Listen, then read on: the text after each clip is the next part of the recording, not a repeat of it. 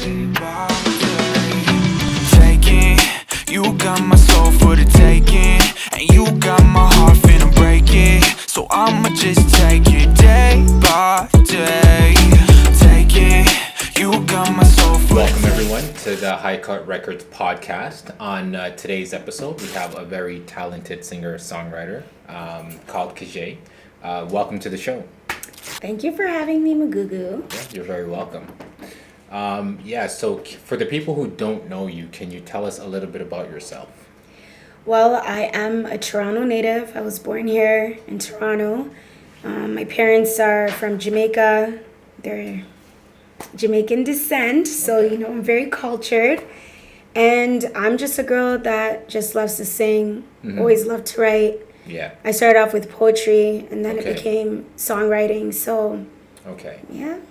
Yeah, I mean, I've tried poetry before, and trust me, it's not easy to do. But I'm glad you were able to start with one thing and upgrade to another. So one question I had for you is, how did you start with music? How did your love for music start, and where did it start?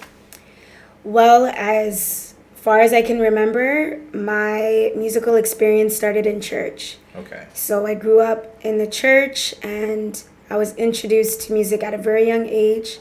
Started off with children's church, then youth, choir, and ended up doing praise team, and then became a praise and worship leader. So for me, my grandmother, she had the ability to play the organ. Wow. So I was always around music. Okay, that's very interesting to know. I know that it's very dominant in the Black community to grow up around church. So like me as well, like I did a little bit of church as a youth, but I didn't stay in that path. But I did take a lot of valuable things from church. I do feel that it has, it grounds a lot of people, we can say. For sure. So you talked about your grandma playing the organ. Do you know how to play any instruments? Yes, I do. I actually started off on the drums. Okay. We lost our drummer at church, and I was kind of thrown on there. Yeah. And then from there, I hopped on the organ, but because I didn't know how to read notes, it was extremely hard to learn. And then from there, I went on to play the keys. Okay.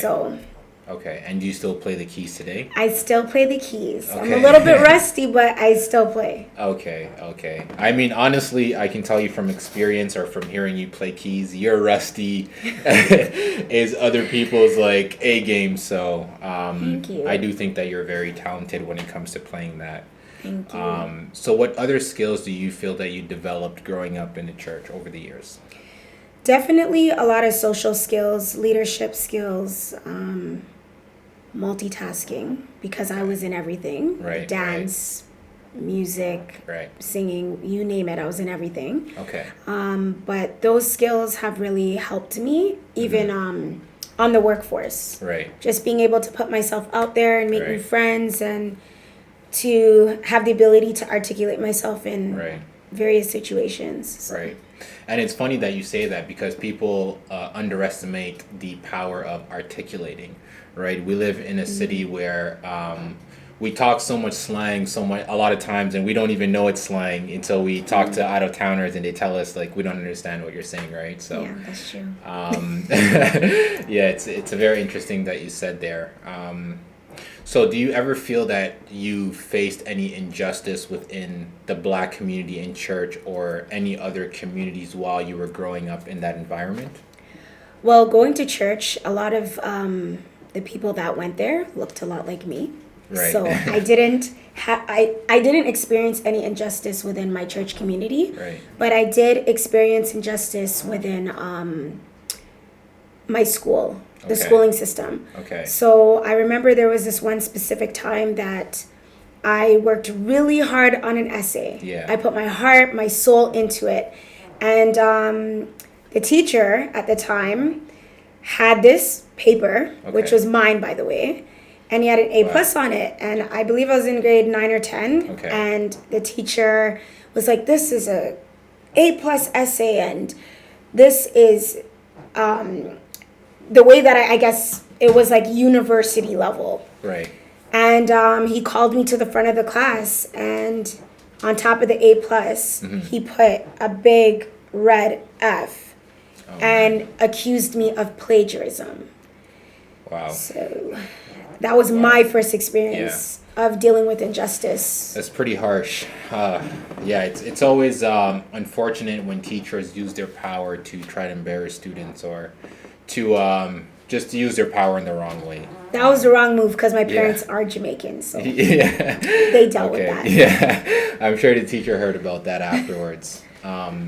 So do you feel by you going through this in the school system or even outside, do you feel that that builds some type of mental health issues within you, or do you feel that that was the base of even thinking about mental health issues when it came to your own health?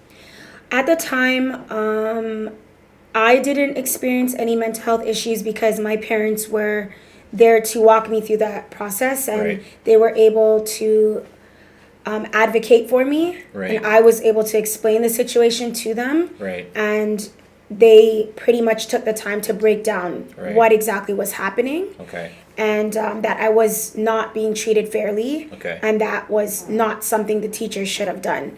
So I was able to handle that situation accordingly, and I felt supported.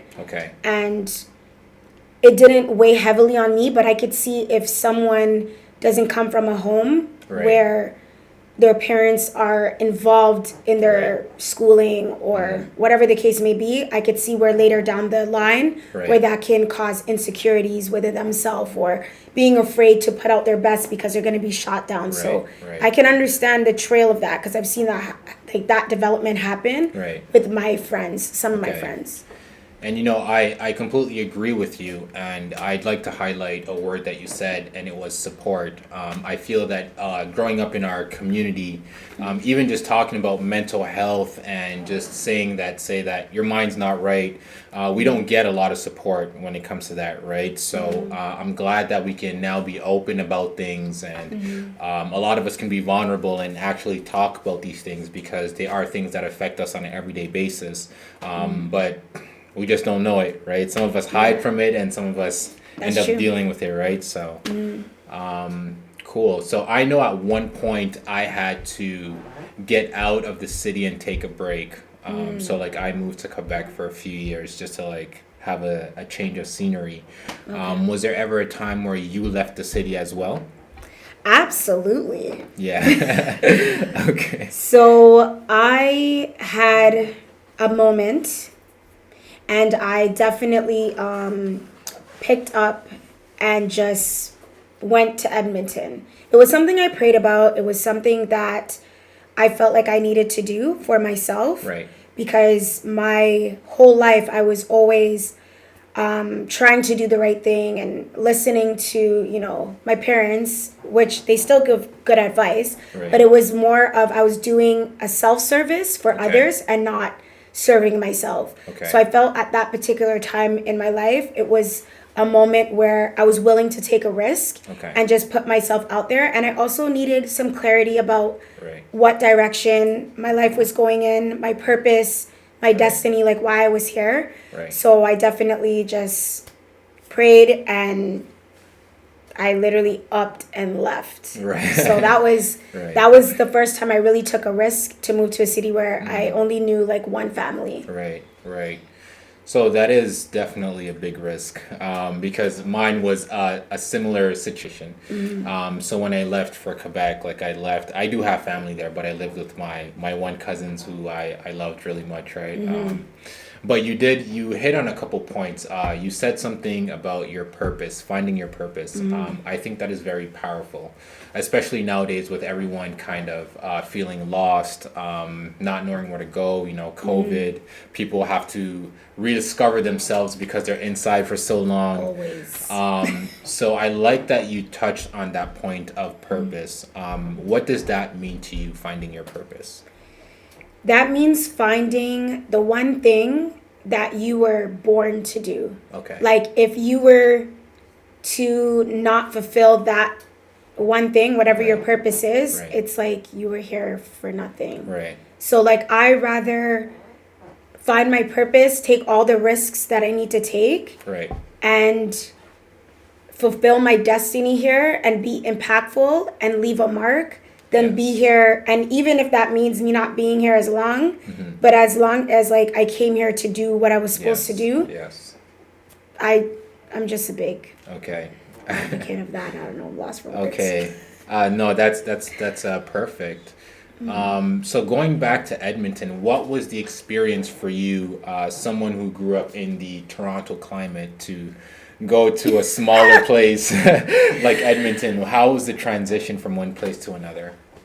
I went there with a very open mind. Okay. So when I first got there, I was extremely excited. I was nervous. I was full of all different types of emotions because this was the first time I would be like away from my family and my friends. Right. So I was very optimistic. I went there. When I first went there, it didn't pan out the way I thought it was going to pan out, but I really trusted God the entire way through, and I had really great friends that were very supportive, and my family to be like, you know, don't leave yet, you know, you just got there, because I was getting ready to like like boogie out of there quickly.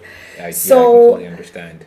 My experience was actually a phenomenal experience that changed my entire life, changed the course of my life. Okay. So when I went there, I was working little jobs here and there. And then my landlord, she heard me singing and she needed a fill-in for a show.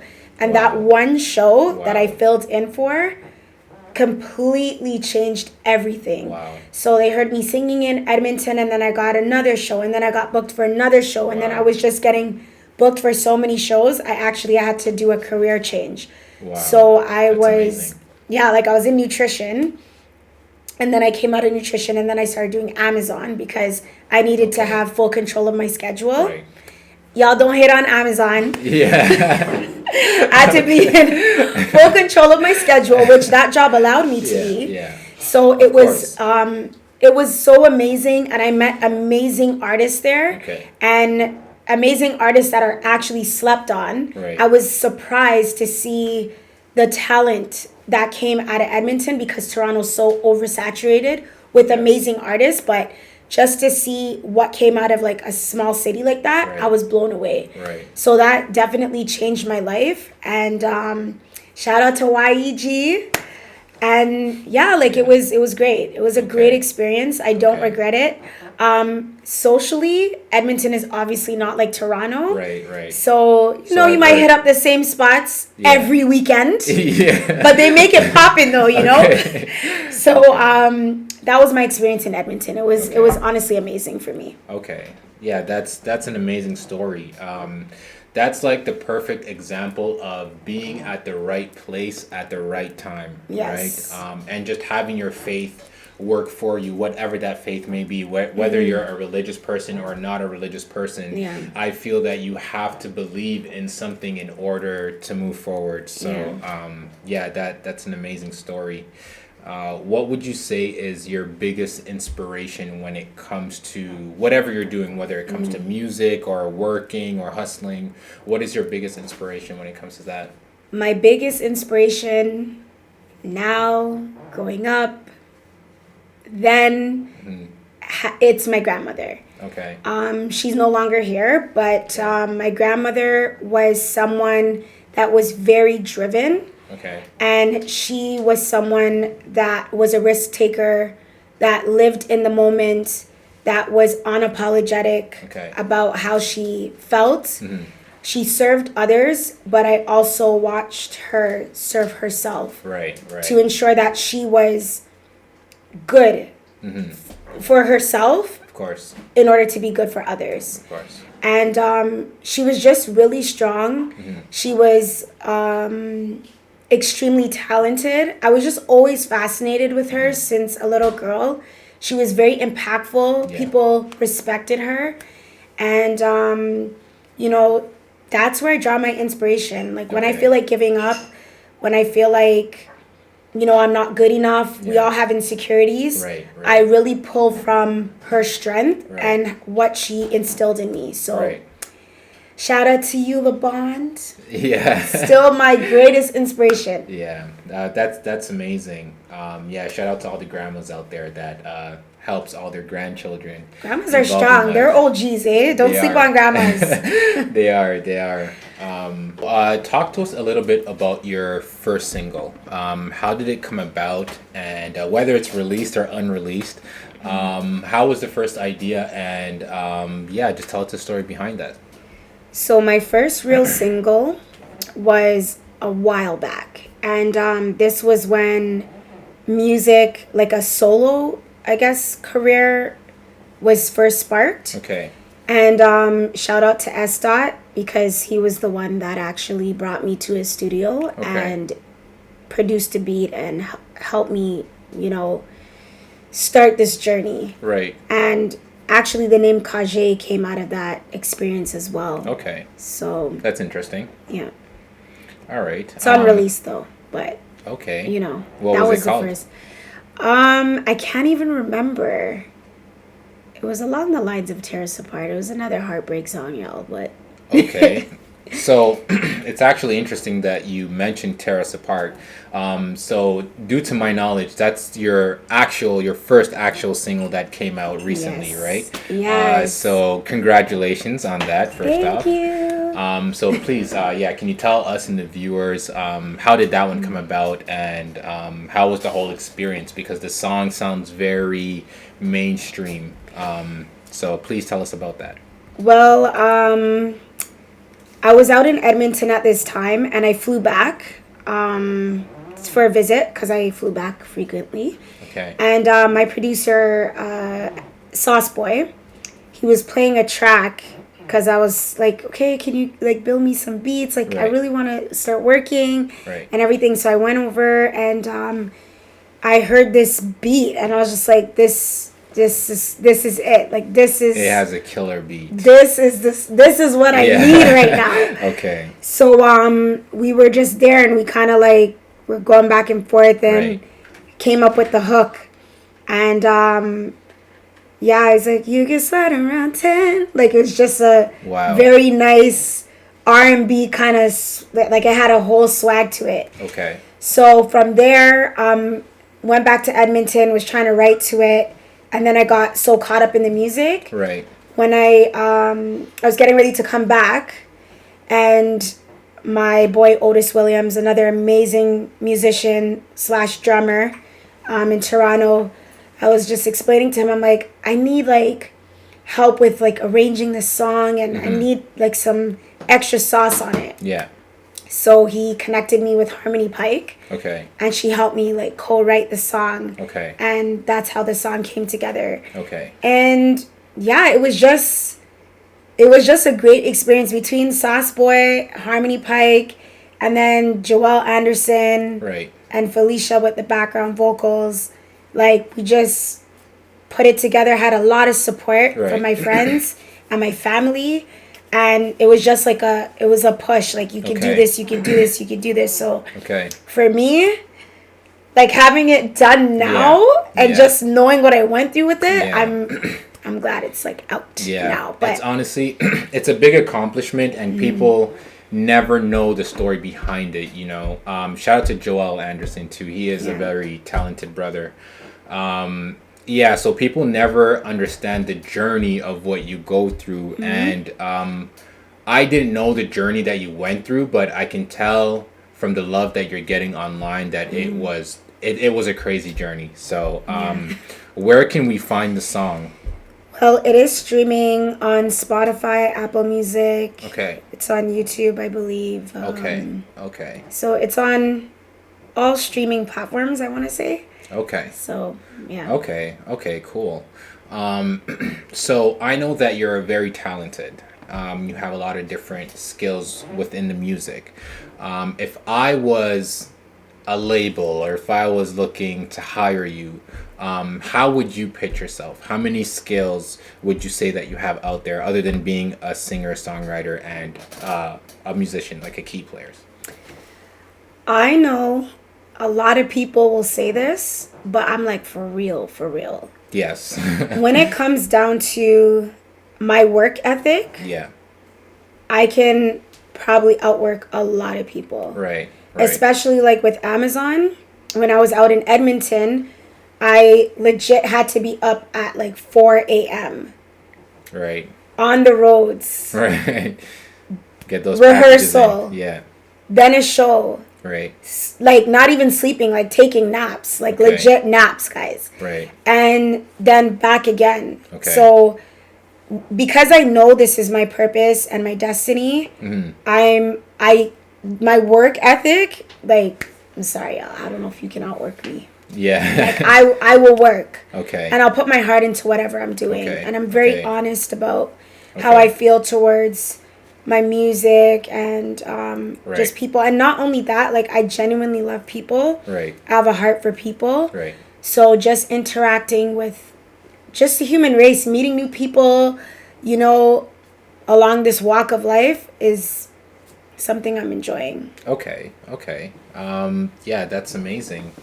One thing I would really want to ask you, because I know you travel a lot for these shows. A lot of people might not know, but she does travel a lot. So what artists can you see yourself working with in the near future? Listen, I love Jasmine Sullivan. I would really love to work with like Masego, Anderson .Paak. Okay. I mean, especially because he has a new group too, right, with Bruno Mars. Oh, so, yes. Yeah, they're doing great too. So shout out to them. PJ Morton. Listen, like there's a lot of artists I respect, but just off the top of my head. Right. Like, for sure. Right. And I'm not surprised that those people are your inspiration because I know that we also have a track together. Yes. But it's more of a house track, and even just bringing the idea to you, you were very open about it, and you did put your heart into it. So I do respect that. Yes. Yeah. So other than that, what would you say is your end goal with music? What would you like to see flourish from your career? What would you be satisfied with as an end goal for your music career?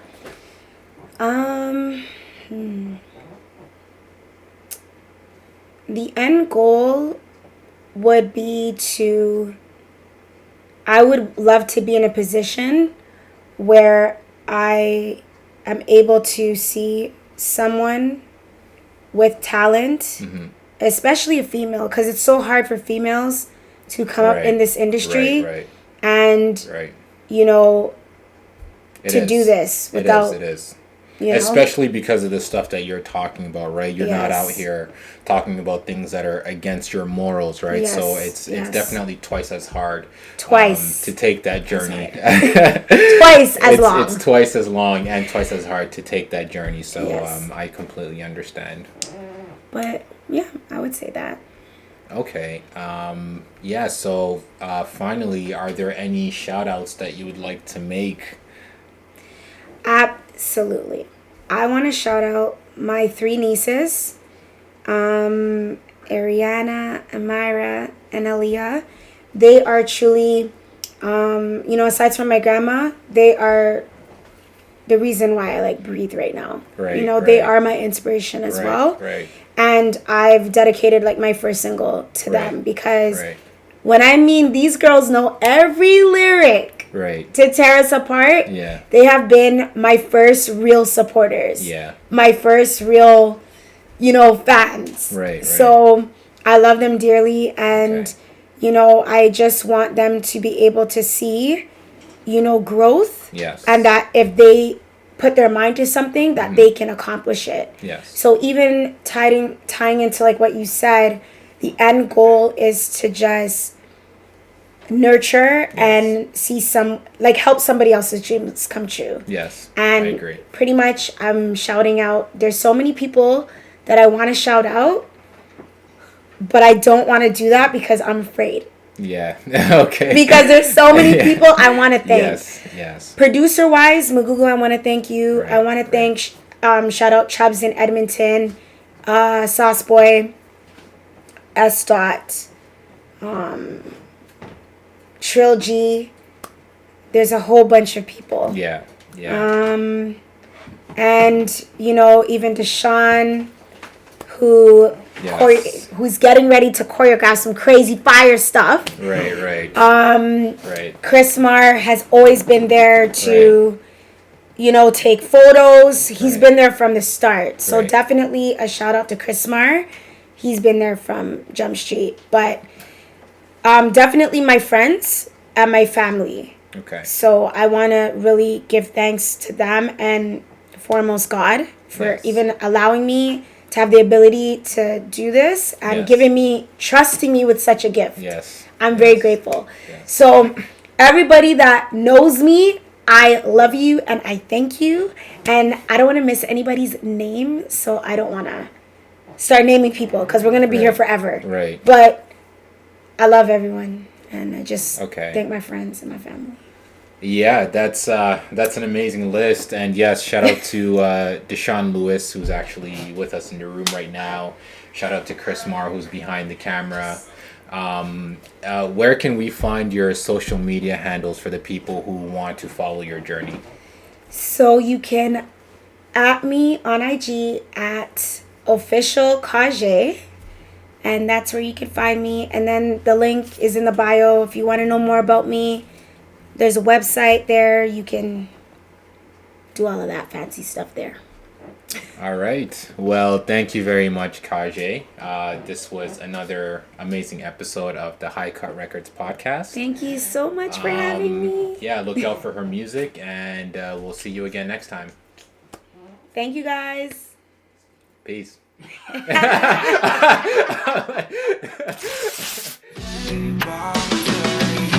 Taking, you got my soul for the taking.